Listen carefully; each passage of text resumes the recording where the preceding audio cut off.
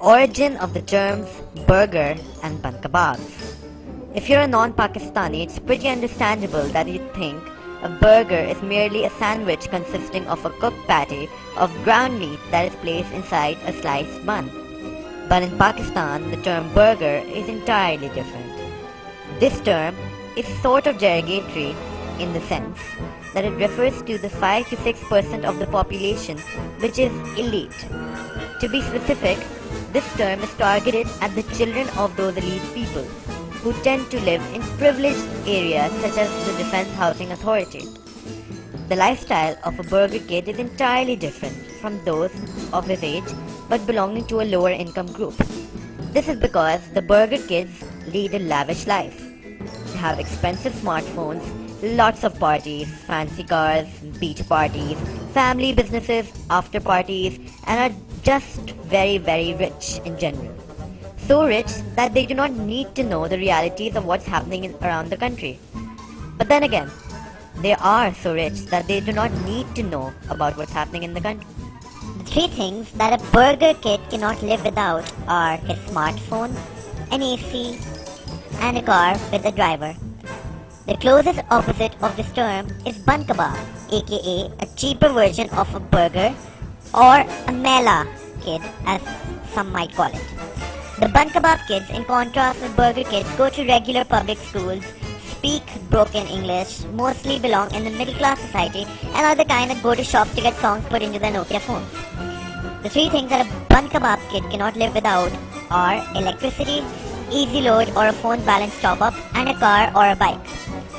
Both terms have their pros and cons. For instance, burger kids tend to be more knowledgeable, studious, and better in social circumstances, whereas BunKabab kids are more down to earth and practical. So that's that. These two classes have emerged in Pakistani society amongst the youth. What kind of sandwich do you classify yourself as? A burger or a BunKabab? Leave your answers in the comment section below. Till then, bye bye. देखिए हमारी बहनों mother's के साथ क्या हो रहा है, हमें अपने पुलिस मार रही है, हमें धक्के दे रही है। हम इनकलाब के लिए आए हैं, आपके मुल्क के लिए आए हैं। हर बंदा अपने घर से निकल के आया है। इस गर्मी में कौन इतना जुलूस करे? हर बंदे को लेफ्ट राइट सेंटर धक्के दे रहे। ये मेरे भाई गर्मी में खराब हो गए। हमें कोई जरूरत है यहाँ आने की?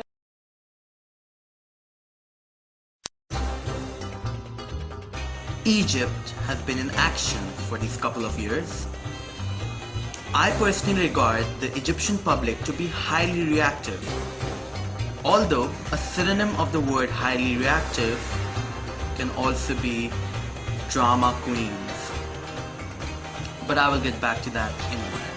I read up on the Arab Spring in 2011 and I really appreciated the efforts of the Egyptian public back then because that is when they finally overthrew the fourth president of their country, Hosni Mubarak. And then this month, I tuned into CNN and what I saw was a rerun of 2011. How did this all happen again? So, I asked on one of my Facebook pages for an insight into whatever is happening in Egypt.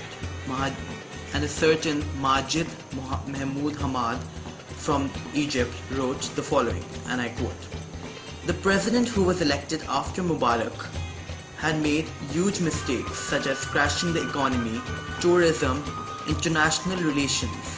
So a group named Tamurad, which means rebellion, started making people sign a rebel form and till they reached 24 million on the form, they made 30th June a day to start protest. But the President Morsi ignored, so everything escalated quickly with nearly 35 million people in the streets. So they wanted him to resign from his duty. The army interfered. That's still the moment." So let me get one thing straight. Everything that the Egyptian public wanted in 2011 is everything that they recently fought for again. Bipolar much, Egypt? Okay, fine. So all this drama happened in Egypt. What's the guarantee that whatever's happened now will not result in a third revolution in Egypt. I mean, I thought I knew Egypt, but clearly. So leave your comments on this video and let me know if you think that Egypt will now be at peace, or do you think it will again have a revolution in the next 2 years? I personally think the Egyptian public does not know what it wants. My view.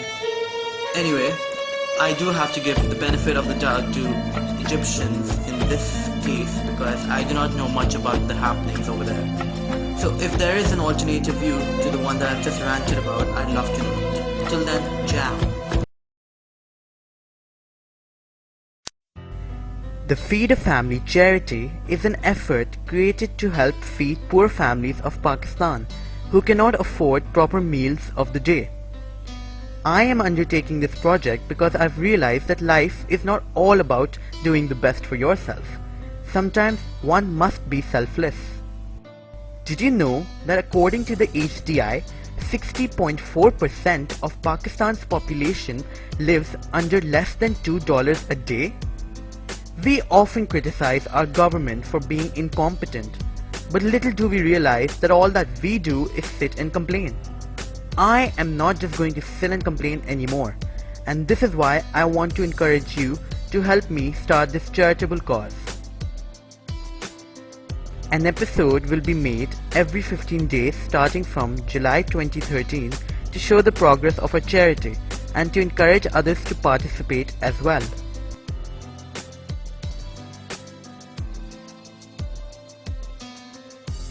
A litre of milk costs ₹80. 1 loaf of white bread costs ₹50. A kg of rice costs ₹120. 1 kg of chicken breast, boneless or skinless, costs ₹300. 1 kg of apples cost ₹120. 1 kg of potatoes cost ₹33, and 1 kg of tomatoes cost ₹50. Think about it. We spend so much money on such irrelevant things. Let's just donate a little portion of our money to help feed families.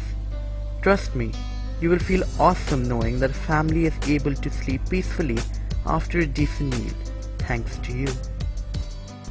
On information on how to donate, you can message us on our Facebook page. Thank you.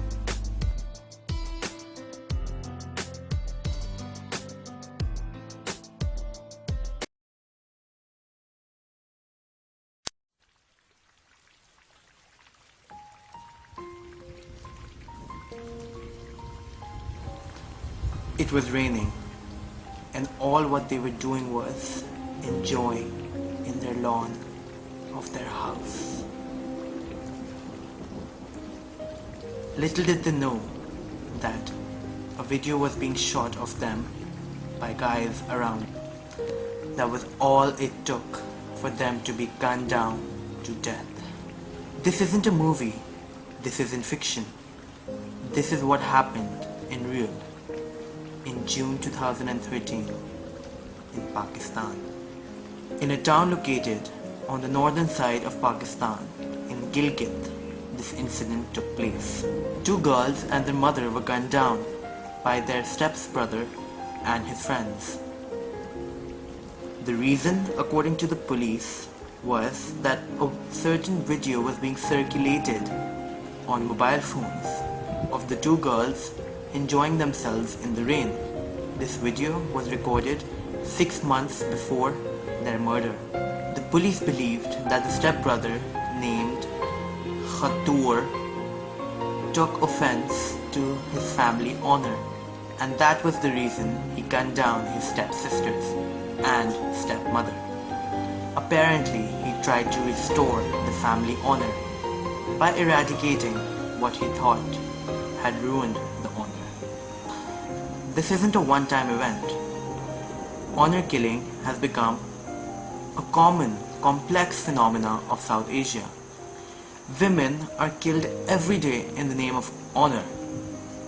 The patriarchal system has assured men in such societies to feel that their honor is above all human values. This is disgusting, and any family which treats its sisters, daughters, mothers, and wives in such a way has no honor itself.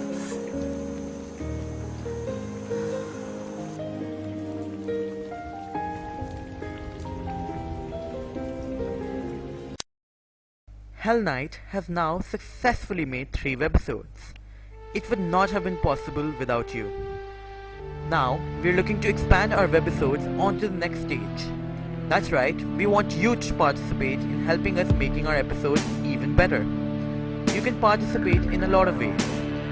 Way number 1, suggest ideas to us, because the more we know what you want, the easier it would be for us to provide that. Way number 2, you can audition for Helneit by emailing helneitco@gmail.com or messaging us on our Facebook page. Or way number 3, promoting our efforts via Facebook or our very own website. Also, if you want Helneit to promote you, all you have to do is write an email to us with a picture or a video and tell us what is your special talent. Also, start liking the following pages as they're all subsidiaries of Helneit Corporation. Till then, goodbye from Helneit, Pakistan's first webisode series. Thank you.